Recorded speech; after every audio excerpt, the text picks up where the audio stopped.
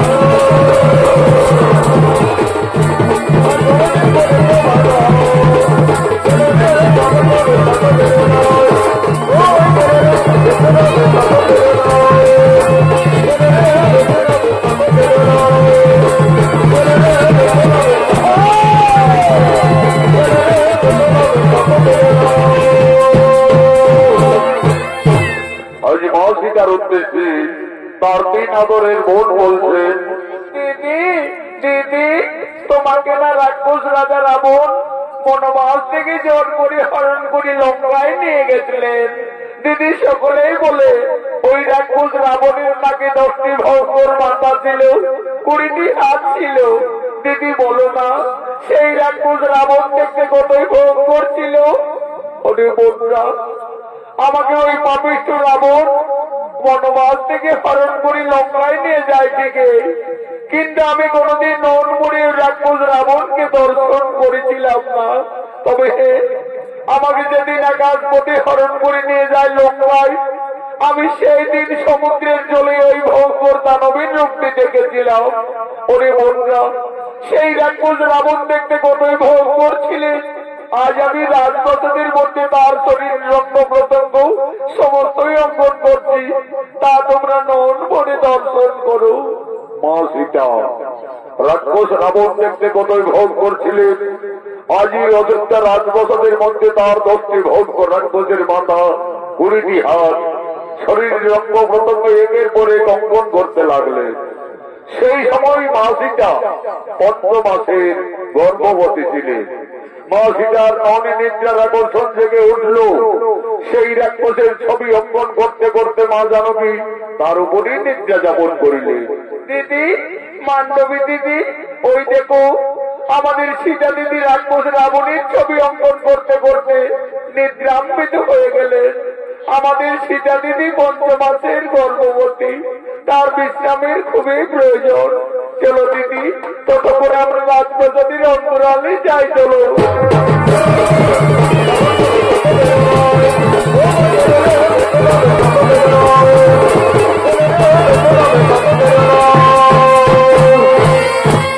এমন সময় প্রভু শ্রী রামচন্দ্র এবং অনুজ লক্ষণ এই রাজপ্রাসাদের দিকে আগমন করছে। রাজার বেটা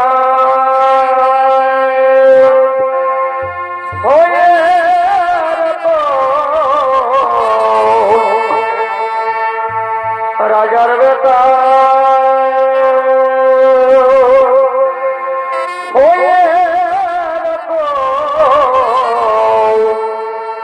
কেনে ঘরে বলে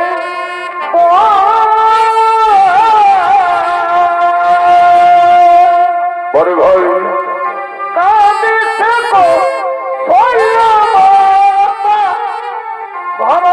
শত্রু ঘরে কে পা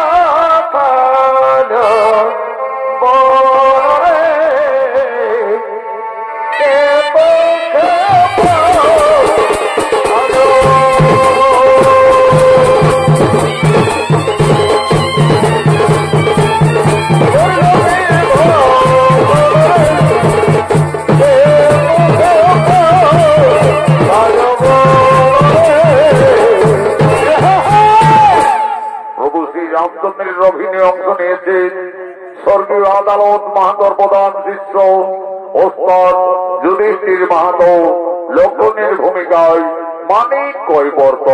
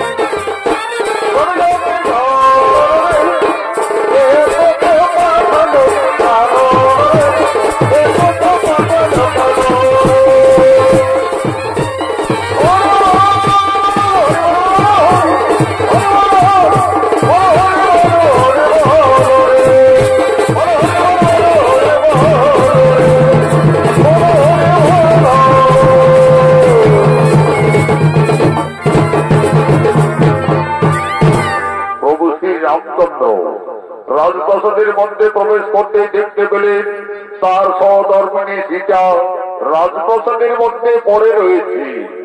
কি আমার সীতা ওইভাবে অযোধ্যাঙ্গ অবস্থায় রাজপ্রাসাদের মধ্যে পড়ে আছে কেন?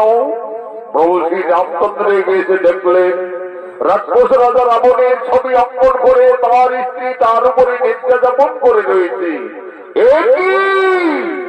সীতা ওইভাবে রাক্ষস রাবণের ছবি অঙ্কন করে রাজপ্রাসাদের মধ্যে অবগাহন করে রয়েছে কেন?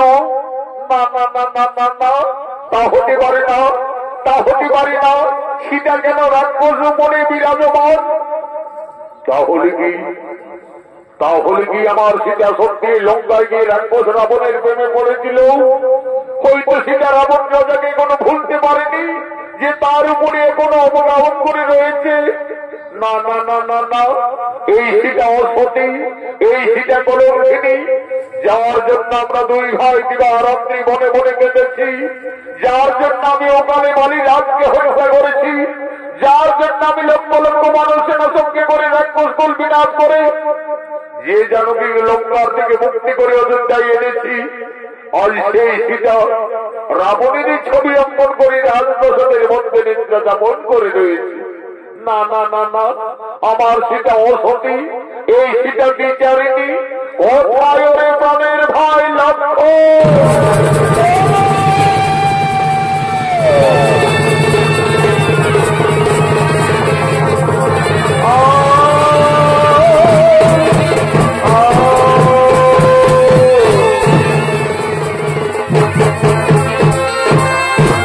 আদেশ করুন দাদা।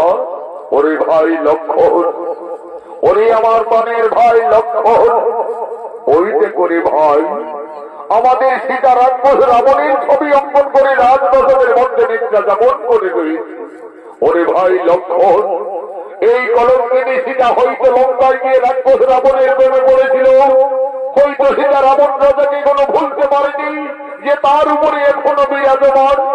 ওরে ভাই লক্ষ্মণ, এই কলঙ্কিনী যদি আমাদের অযোধ্যা নগরে থাকে তাহলে আমাদের সূর্য বংশের বদনাম হয়ে যাবে রে ভাই, আমাদের রঘুকুলের বদনাম হয়ে যাবে।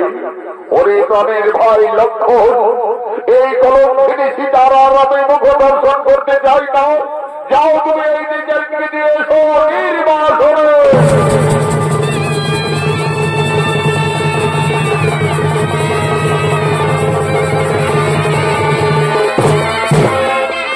দেবী তুমি একই করলে দেবী, তুমি আজ আমাদের অযোধ্যার পবিত্র মাটিকে কলুষিত করে দিলে। ধীরে ধীরে মা সীতার নিদ্রার আকর্ষণ ভঙ্গ হল। চোখ মেলে চাইতেই মা জানকী রাজপ্রাসাদের মধ্যে তার দেবর লক্ষ্মণকে দেখতে পেলেন। লক্ষ্মণ, একই ভাই তুমি প্রাসাদে? দেবী তুমি একই করেছ দেবী? তুমি কেন রাক্ষস রাবণের ছবি অঙ্কন করলে আমাদের রাজপ্রাসাদের মধ্যে? তুমি তার উপরে সহন করে নিত্য যাপন করতেছিলে। তুমি কি সত্যি লঙ্কায় গিয়ে রাক্ষস রাবণের প্রেমে পড়েছিলে? তুমি কি রাবণ রাজাকে কোনো ভুলতে পারোনি? না রে ভাই লক্ষ্মণ, আমি কিছু ভুল করিনি রে ভাই। আমি শুধু আমার ওই উর্মিলা মান্ডবী বন্ধের বোঝাবার জন্য এই রাক্ষসের ছবিটি আমি প্রাসাদের মধ্যে অঙ্কন করেছিলাম রে ভাই। তুমি জানো না দেবী, এই অপরাধে তুমি কলঙ্কিনী, এই অপরাধে তুমি বিচারিণী। যে রাক্ষস রাবণ তোমাকে বনবাস থেকে হরণ করে লঙ্কায় নিয়ে যায়, সেই রাবণের ছবি অঙ্কন করে তুমি ভুল করেছো, অপরাধ করেছো। প্রভু শ্রী রামচন্দ্র আর কোনদিন তোমার মুখে দর্শন করবে না। আমায় আদেশ দিলে এই মুহূর্তেই তোমার দিতে হবে নির্বাসনে।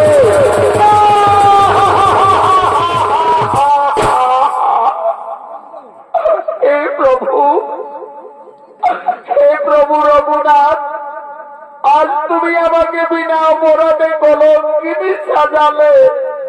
হে স্বামী, তুমি তো আমাকে লঙ্কার থেকে ফিরে এনে সকলের উপস্থিতিতে অগ্নি পরীক্ষা করিয়েছিলে প্রভু। সবকিছু জেনেও আজ আমি বিচারিনি। ওরে ভাই লক্ষ্মণ, তোমার দাদা যখন আর আমার মুখ দর্শন করবে না, তাহলে আমার আর এই অযোধ্যায় থাকার প্রয়োজন হবে না রে ভাই। চলো ভাই, তুমি আমায় দিয়েছো নির্বাসনে। বিনা দোষে বনবাসী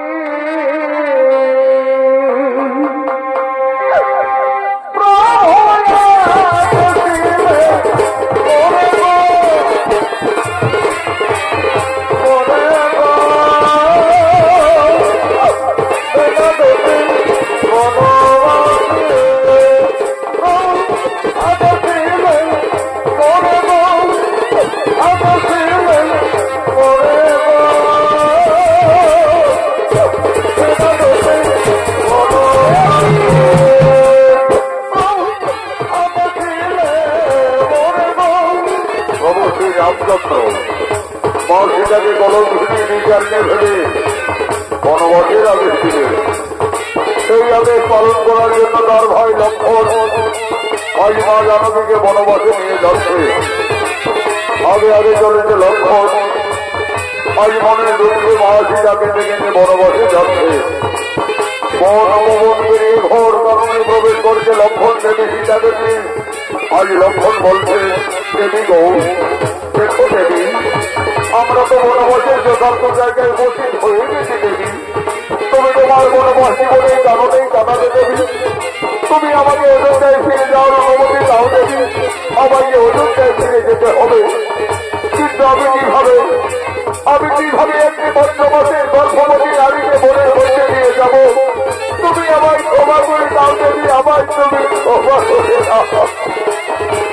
সেই জানকীর জন্য আমি 12 বছর অনাহারে অনিদ্রায় ছিলাম। যে জানকীর জন্য আমি শক্তিশীল বাক্য ধারণ করেছি, আর সেই জানকীকে আমায় বনবাসে নিয়ে যেতে হবে। আমায় ক্ষমা করে দাও দেবী, আমায় তুমি ক্ষমা করে দাও। ওরে ভাই লক্ষ্মণ, তুমি তো তোমার বাবার আদেশ পালন করে ভাই, তুমি ফিরে যাও ভাই অযোধ্যায়। তোমার বাবা আমাকে বিয়ের সময় দিয়েছিলেন আমার গোলার মুক্তার আর কানের দুল, পায়ের নতুন। আমার বনবাসে এই অলঙ্কারই তোমার পাবে নারী ভাই। এই অলঙ্কার গুলি ফিরে নিয়ে যাবে অযোধ্যায়। তোমার দাদা রঘুরাজের কাছে গিয়ে বলবে, দাদা তোমার আদেশ আমি পালন করেছি। তোমার রানীকে আজ আমি বনবাসে দিয়ে এসেছি। বনবাসে দিয়ে বনবাসে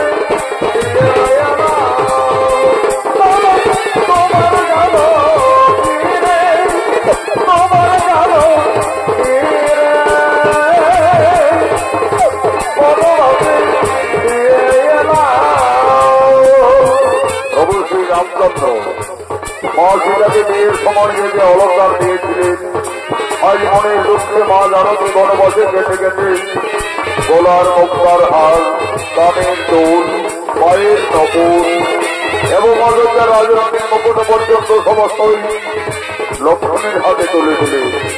আজ মা সীতা বলছেন, ওরে ভাই লক্ষ্মণ, এই সমস্ত অলঙ্কার দিয়ে তুমি ফিরে যাবে অযোধ্যায়। তোমার বাবা রঘুরাজের কাছে দিয়ে বলবে, দাদা তোমার আদেশ আমি পালন করেছি। তোমার রানী সীতাকে আজ আমি বনবাসে দিয়ে এসেছি। বনবাসে দিয়ে বনবাসে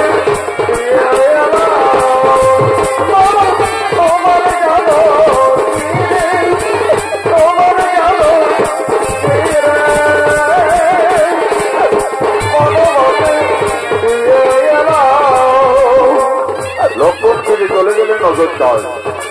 আজ মা সীতা সংসার হারা জনম দক্ষিণী বনচারিণী।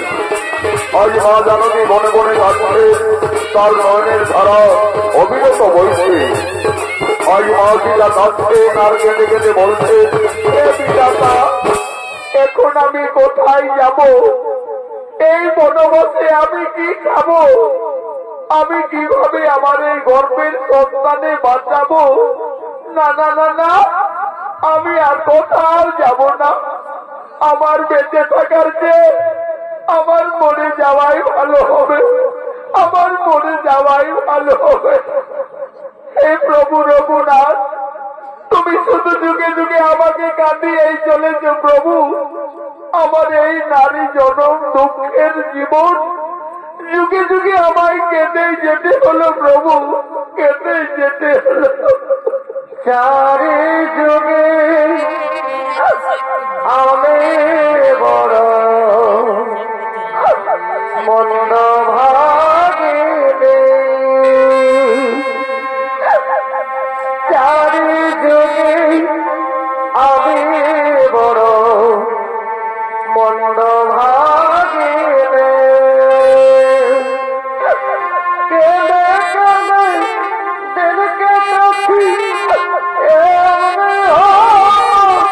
ভাগিনী